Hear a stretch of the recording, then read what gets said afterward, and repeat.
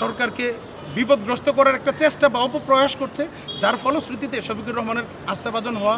বা আমি যদি বলি স্পেসিফিক্যালি, এই সামনে আসলে দেখবেন সংরক্ষিত মহিলা নারী যারা প্রার্থী আছেন তাদের নাম ঘোষণা করবে সরকারি দল এবং বিরোধী দল। সেখানে আমি যতদূর জানি জাকপার যিনি প্রধান আছেন, শফিউল আলম প্রধানের মেয়ে মূলত আমি জাকপার রাশেদ প্রধানের যিনি বোন উনি মূলত সংরক্ষিত আসনের প্রার্থী। আমার যেটা মনে হচ্ছে ব্যক্তিগত জায়গা থেকে, সেই জায়গায় কিছু সুবিধা নেওয়ার জন্য উনি ওনার বক্তব্য বিবৃতির মাধ্যমে বিরোধী দলকে খুশি করতে চাচ্ছে। আসলে এর মাধ্যমে সুষ্ঠু গণতান্ত্রিক চর্চা থাকে না। এখন যদি আমি পাল্টা বলি, আমাদের ছাত্র দলের কোনো সংগঠন বা অন্য কেউ যদি জামাতের যিনি আমির আছেন বা বিরোধী দলের নেতা, অনেকে চুম্মা শফিক বলে, অনেকে সমকামী হিসাবে বলে, এখন আমরা কি এগুলোকে প্রশ্রয় দিব?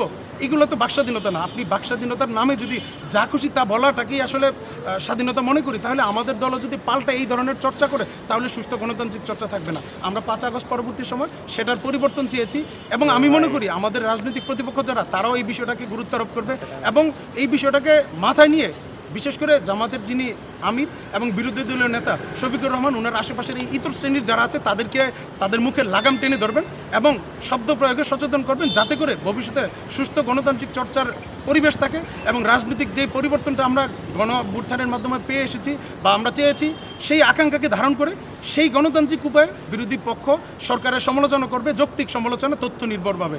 অ্যাটলিস্ট এই ধরনের ব্যক্তি আক্রমণ থেকে তারা সরে আসবে বলে বিশ্বাস করি।